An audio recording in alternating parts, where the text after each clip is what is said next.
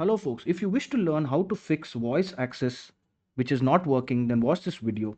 The first thing we need to do is to open the voice access. So we will search for voice access here and then we will click on it. Now, if you have not downloaded voice access, it will show you download voice access. So download it first and then click on the settings button, click on select default microphone and then click on the microphone that you're actually using.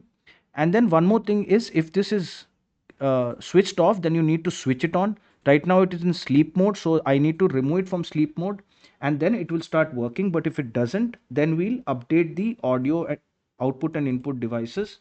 For that, we will go to the device manager, click on it,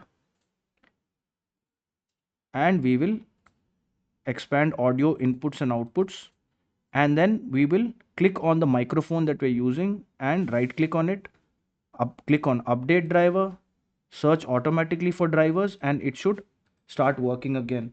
But if it doesn't work, then we need to run the audio troubleshooter. So we will right click on the start button, go to settings, click on system, scroll down, troubleshoot, and then other troubleshooters, and then we will run the audio troubleshooter. After we run the audio troubleshooter, we will restart the Windows audio device service. So we will go to services, click on it, and then we will look for the Windows audio service. So that is here. Right click on it and then click on restart, and your voice access should start working. If this video helped you, then kindly subscribe to the channel. Enjoy your day.